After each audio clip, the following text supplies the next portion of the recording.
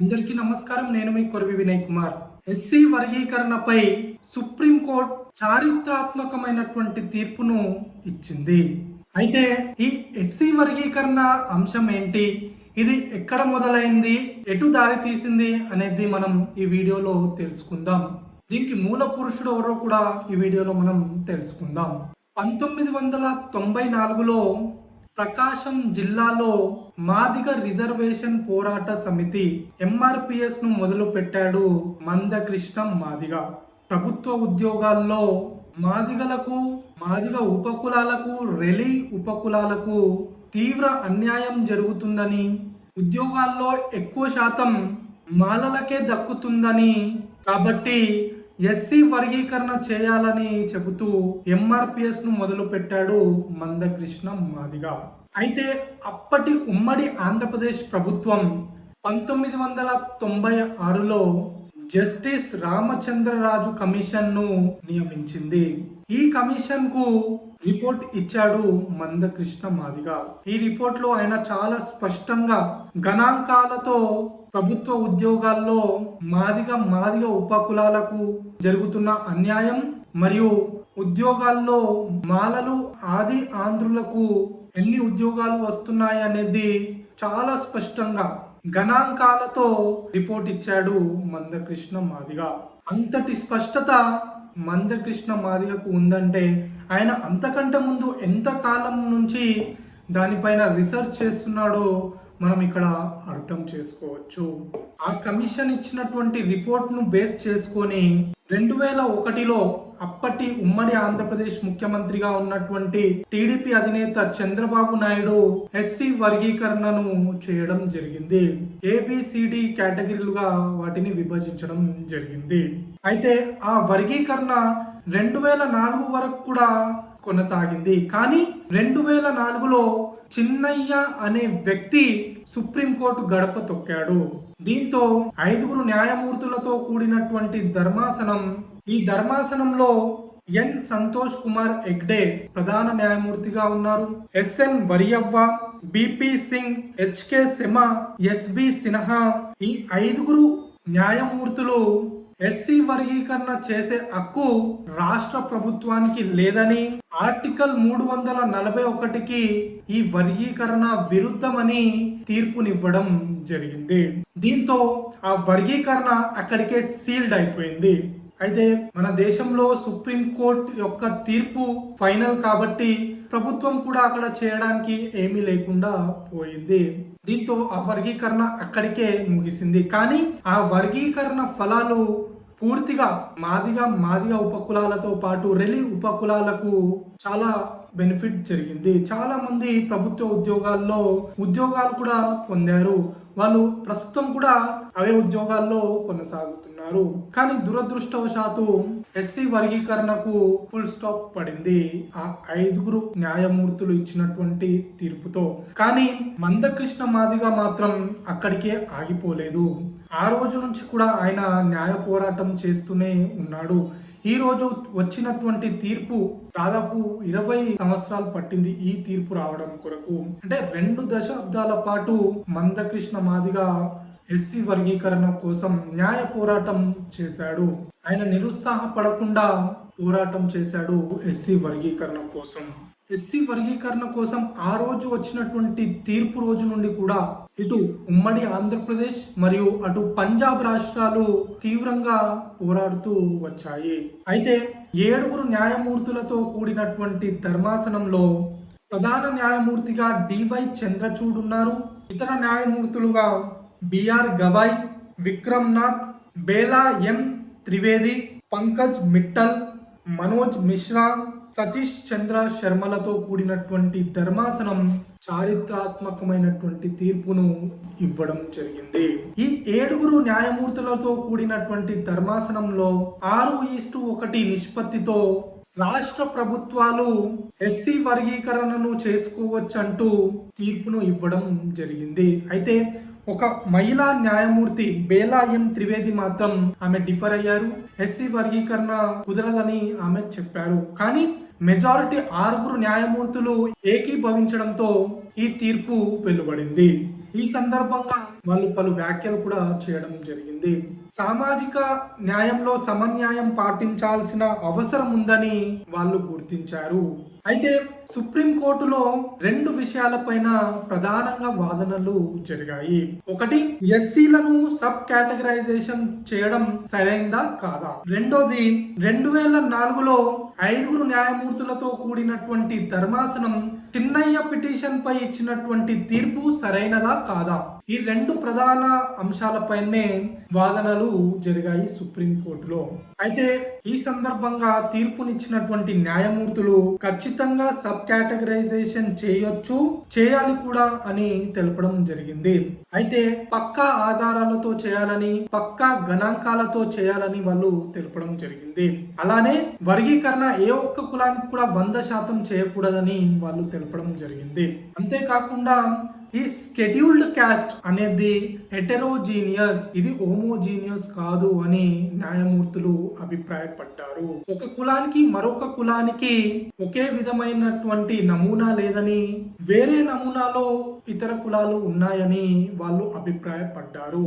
కాబట్టి ఒక కులానికి ఇంకో కులానికి సంబంధం లేదు కనుక, ఇది హోమోజీనియస్ కాదు కనుక, ఇది హెటెరోజీనియస్ కనుక ఎస్సీ వర్గీకరణ చేసుకోవచ్చని వాళ్ళు తెలపడం జరిగింది. అయితే వాళ్ళు ఈ సందర్భంగా మరొక కీలకమైనటువంటి అంశాన్ని కూడా తెలపడం జరిగింది. సబ్ క్లాసిఫికేషన్ అనేది ఆర్టికల్ 14కి ఆర్టికల్ 341 సబ్ క్లాస్ 2కి విరుద్ధం కాదని కూడా వాళ్ళు ఈ తీర్పులో తెలపడం జరిగింది.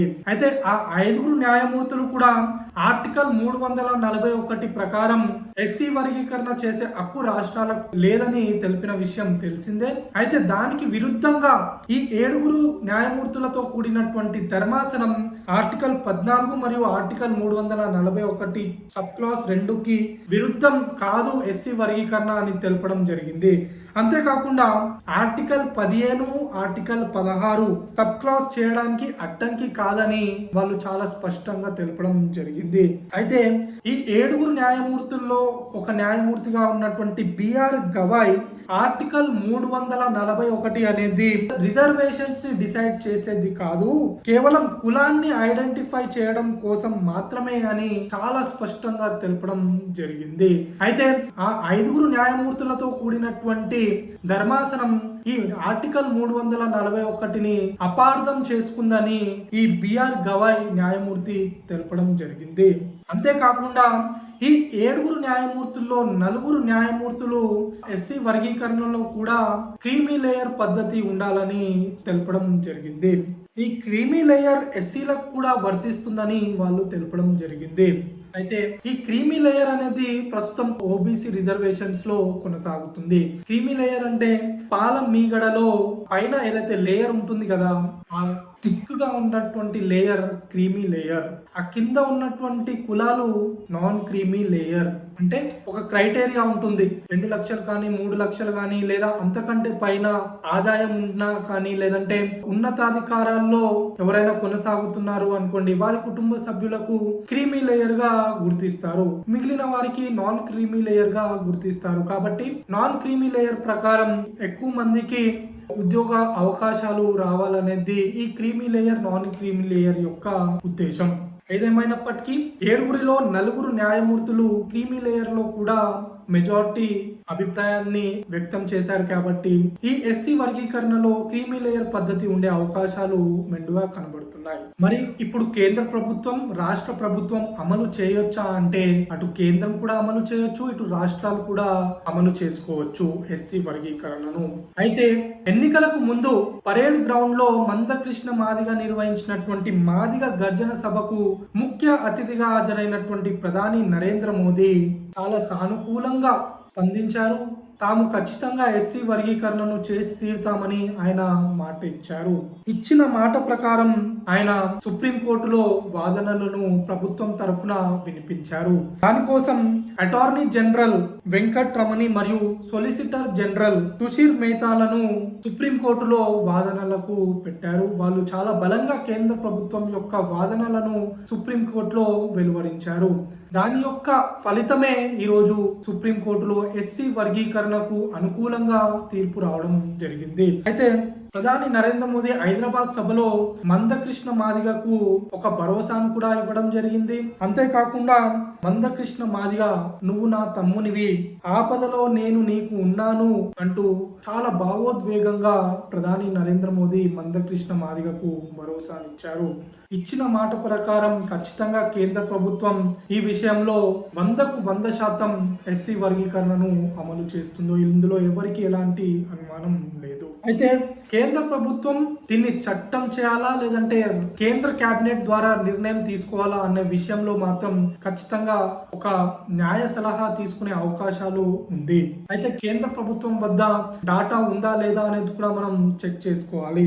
అయితే ఈ విషయంలో ప్రధాని నరేంద్ర మోదీకి పూర్తి అవగాహన ఉంది కాబట్టి ఆయన ఖచ్చితంగా మాట ఇచ్చారు కాబట్టి ఆయన చేసి తీరుతారు. అలానే మోడీ హైదరాబాద్ సభలో తాము ఒక కమిటీని వేస్తామని, ఆ కమిటీకి డాటా ఇవ్వండి అంటూ మందకృష్ణ మాదిగను కోరడం జరిగింది. ఎప్పుడైతే సుప్రీం కోర్టులో తీర్పు వస్తుందో అప్పుడు ఖచ్చితంగా తాము చట్టం చేసి దీన్ని అమలు చేస్తామని ప్రధాని నరేంద్ర మోదీ చెప్పడం జరిగింది. అయితే ప్రధాని నరేంద్ర మోదీని ఫాలో అప్ చేయాల్సిన అవసరం ఉంది. మందకృష్ణ మాదిగకు ఒకప్పుడు వెంకయ్య నాయుడు, ప్రస్తుతం కిషన్ రెడ్డిలు చాలా మంచి మిత్రులుగా ఉన్నారు కాబట్టి ప్రధాని నరేంద్ర మోదీపై కిషన్ రెడ్డి ద్వారా మందకృష్ణ మాదిగ ఒత్తిడి తీసుకురావాల్సిన అవసరం ఉంటుంది. కేంద్రంతో పాటు 2 తెలుగు రాష్ట్రాలు దీన్ని అమలు చేస్తాయి. అలానే పంజాబ్ రాష్ట్రం కూడా ముందు నుంచి ఈ విషయంలో ఓ క్లారిటీతో ఉంది కాబట్టి పంజాబ్ ప్రభుత్వం కూడా దీన్ని అమలు చేసే అవకాశాలు మెండుగా ఉన్నాయి. తెలంగాణలో ఎస్సీ వర్గీకరణ అమలుకు పెద్దగా సమస్యలు ఏర్పడే అవకాశాలు లేవు. ఎందుకంటే తెలంగాణలో అత్యధిక జనాభాగా మాదిగలే ఉన్నారు కాబట్టి ఇది ఇక్కడ పెద్ద సమస్య అయ్యే అవకాశాలు లేదు. ఇప్పటికే తెలంగాణ అసెంబ్లీలో తెలంగాణ ముఖ్యమంత్రి రేవంత్ రెడ్డి ఎస్సీ వర్గీకరణకు అనుకూలంగా వ్యాఖ్యానించడం జరిగింది. త్వరలోనే ఎస్సీ వర్గీకరణను అమలు చేస్తామని తెలపడం జరిగింది. 2011 జనాభా లెక్కల ప్రకారం కనుక చూసుకున్నట్లయితే తెలంగాణలో 59.52% మంది మాదిగలు ఉన్నారు. అంటే దాదాపు 60% మంది మాదిగలు ఉన్నారు. కేవలం 28.11% మాత్రమే మాలలు ఉన్నారు. కాబట్టి తెలంగాణలో ఇది పెద్ద సమస్యగా మారే అవకాశాలు లేవు. తెలంగాణలోని అన్ని పార్టీలు కూడా ఎస్సీ వర్గీకరణకు అనుకూలంగా ఉన్నాయి. కానీ ఆంధ్రప్రదేశ్ కి వచ్చేసరికి కొంత ఇబ్బంది కలిగే అవకాశాలు ఉన్నాయి. ఎందుకంటే అక్కడ మాదిగల కంటే కూడా మాలల జనాభా ఎక్కువగా ఉంది. అక్కడ మాలలు 47.87% మంది ఉన్నారు. అంటే దాదాపు 48% మంది మాలలు ఉంటే 41.07% మంది మాదిగలు ఉన్నారు. అంటే 41% మంది మాత్రమే మాదిగలు ఉన్నారు. మాదిగల కంటే కూడా మాలల జనాభా ఆంధ్రప్రదేశ్ లో ఎక్కువగా ఉంది కాబట్టి అక్కడ కొంత సమస్య ఏర్పడే అవకాశం ఉంది. కానీ తెలుగుదేశం పార్టీ ముందు నుంచి కూడా ఎస్సీ వర్గీకరణకు అనుకూలంగా ఉంది. ఇది వరకే ఒకసారి అమలు చేసిన అనుభవం కూడా చంద్రబాబు నాయుడుకి ఉంది కాబట్టి ఖచ్చితంగా చంద్రబాబు నాయుడు ఎస్సీ వర్గీకరణను చేసి తీరుతారని నేనైతే చాలా బలంగా నమ్ముతున్నాను. అయితే వైఎస్ఆర్సీపీ కూడా ఎస్సీ వర్గీకరణకు అనుకూలంగా ఉన్నప్పటికీ కూడాను అదేమైనా ముందు మాట మారుస్తుందా లేదంటే ఎస్సీ వర్గీకరణకు కట్టుబడి ఉంటుందా అనేది చూడాలి. ఒకవేళ వైఎస్ఆర్సీపీ కూడా అనుకూలంగా ఉంటే ఆంధ్రప్రదేశ్ లో కూడా పెద్ద సమస్యగా మారే అవకాశాలు లేవు. అంతేకాకుండా ఇదివరకే కర్ణాటక రాష్ట్రం కూడా అమలు చేసింది. అక్కడ బీజేపీ ప్రభుత్వం ఇదివరకు అమలు చేసింది కాబట్టి అక్కడ కాంగ్రెస్ పార్టీ తెలంగాణలో అమలు చేస్తే తప్పని పరిస్థితుల్లో కర్ణాటకలో కూడా కాంగ్రెస్ ప్రభుత్వానికి అమలు చేయాల్సి వస్తుంది. కాబట్టి కర్ణాటకలో కూడా ఎస్సీ వర్గీకరణ అమలయ్యే అవకాశాలు ఉన్నాయి. పంజాబ్ ఎలాగో అమలు చేస్తుంది, కేంద్ర ప్రభుత్వం ఖచ్చితంగా అమలు చేస్తుంది. కాబట్టి ఆ తర్వాత ఇతర రాష్ట్రాలు తప్పనిసరి పరిస్థితుల్లో ఒకటొకటి అమలు చేసే అవకాశాలే ఎక్కువగా కనబడుతున్నాయి. అయితే ఎస్సీ వర్గీకరణను సాధించిన యోధుడు ఎవరయ్యా అంటే మందకృష్ణ మాదిగ. ఇందులో ఎవరికి ఎలాంటి డౌట్ లేదు. పూర్తి క్రెడిట్ కూడా మందకృష్ణ మాదిగకే మనం ఇవ్వాల్సి ఉంది. ఆయన ఎస్సీ వర్గీకరణ కోసం 20 సంవత్సరాలు అంటే 2 దశాబ్దాలు న్యాయ పోరాటం చేశాడు. సుప్రీంకోర్టులో గెలిచాడు. ఇక మిగిలింది రాజకీయ పోరాటమే. రాష్ట్ర ప్రభుత్వాలు కేంద్ర ప్రభుత్వం అమలు చేసే విధంగా చూసుకోవాల్సిన బాధ్యత మందకృష్ణ మాదిగపై ఉంది. ఎప్పుడైతే పూర్తి స్థాయిలో అమలు అవుతుందో అప్పుడే ఇది పరిపూర్ణత సాధిస్తుంది. మందకృష్ణ మాదిగ ఏనాడు కూడా ఆయుధాలు పట్టుకోలేదు. ముందు నుంచి కూడా శాంతియుతంగా పోరాటం చేశాడు. చాలా మంది అవకాశవాది అన్నారు. ఆయన కూడా ఆయన ఏ రోజు లెక్క చేయలేదు. ఆయన తొక్కని గడపలేదు. మద్దతు ఇచ్చిన పార్టీ లేదు. ఆయన ప్రతి పార్టీకి మద్దతు ఇచ్చారు. ప్రతి పార్టీ ఆయన వల్ల ఎస్సీ వర్గీకరణ చేస్తామని ఎన్నికల సందర్భాల్లో లాభం కూడా పొందాయి. కేవలం మాదిగ రిజర్వేషన్ల విషయంలోనే కాదు, మందకృష్ణ మాదిగ చాలా దృఢ సంకల్పం ఉన్నటువంటి వ్యక్తి.